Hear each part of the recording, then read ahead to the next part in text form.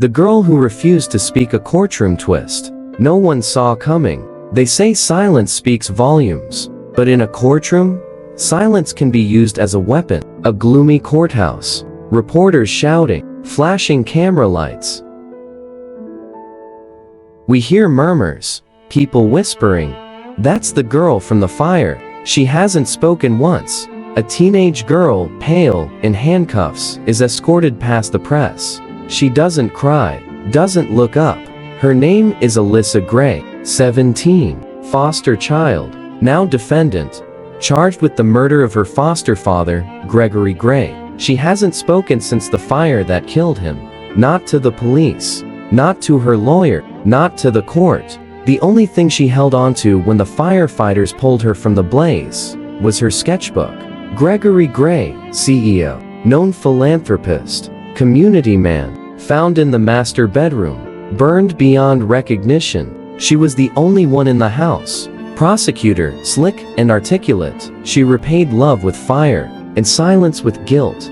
Klein, her overworked public defender, pleads with her, just tell me what happened that night. Even a sentence. She keeps her eyes fixed on the floor. Outside the courthouse, chaos. Protesters chant. Signs wave. Justice for Gregory. She did it. Media reel spin conspiracy theories. She had motive. She was troubled. Just look at her drawings. On social media, clips from her art surface. Dark images. Charcoal sketches of screaming figures, flames. The judge calls her name, Alyssa Grey. You are charged with first-degree murder. How do you plead? She doesn't answer. Not a word. But maybe the real question wasn't what she did, but what was done to her. Flashbacks. Gregory smiling in public. Grim behind closed doors. A photo of Alyssa smiling awkwardly in front of the same house that would later burn. Day 2. Cameras click. Spectators pack the seats. The prosecution is ready. They display Alyssa's journal. A quote. Maybe if the house burns, they'll finally hear me.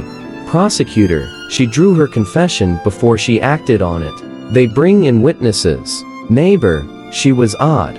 Would sit by the window for hours. Former teacher. She was bright, but emotionally distant. Once wrote a story about a girl who vanished in flames. Gregory's sister. He tried everything. She just never wanted to be part of our family. The prosecutor presents a store receipt, a lighter, a notebook, and charcoal pencils, all bought 2 days before the fire. Then, a voice plays in court. 911 call. Female found outside. Smoke inhalation. Minor burns. No other survivors. Klein stands. Shaken, but determined. He looks at Alyssa. Anything. One truth. One drawing. Something only you know. She looks at him for the first time, then down, still silent. Judge offers her the chance to speak. The courtroom stills. She says nothing. Camera closes in. The sketchbook is open beside her. On one torn page, hidden in the shading of a drawing, the word, locked. That night, Klein sits alone. Everyone else has gone home. He flips through her drawings again, this time with new eyes. He sees a recurring image, a door with multiple locks, always closed, sometimes burning. Then he notices a pattern, initials in the corner of 3 drawings. Ant. He makes a call. Detective Alvarez, now retired, who was first on scene at the Grey fire, Marcos Torres. Station 14. You remember him? He was the one who found her. Courtroom the next day. Packed. Klein, Your Honor. The defense calls an emergency witness. Prosecutor objects. The judge allows it. In walks Marcos Torres, a seasoned firefighter, calm, direct. He takes the stand. Torres, when I arrived, she was breaking a window, trying to get back inside. Gasps in the courtroom. I pulled her out. She fought me. She was screaming. He locked the door. He locked the door, over and over. Alyssa looks up. Her eyes meet his. There's a spark. Recognition. Gratitude. Klein places a thick file on the bench. Child Protective Services records. Sealed until now. She reported Gregory for abuse 3 times. Each time dismissed. Buried. She wasn't violent. She was trapped. The courtroom goes silent. The judge looks to Alyssa. Miss Grey, would you like to say something? She stands slowly. She opens her mouth, and for the first time in nearly a year, she speaks. Soft. Raw. Honest. He locked me in. Every time I said something he didn't like. Every time I cried, begged, or asked to call someone. The night of the fire, I wanted to stay warm. He found out. He got mad. Locked the door. Walked away. I smelled smoke. I screamed. I thought it was my fault. So I went back in. Her voice shakes, but she finishes. I never wanted him to die. People cry. The media stuns. The prosecutor looks pale. Klein addresses the jury. This isn't a case about fire. It's about what we do when someone pleads for help, and no one listens. Outside, crowds shift. Protest signs lower. New ones rise.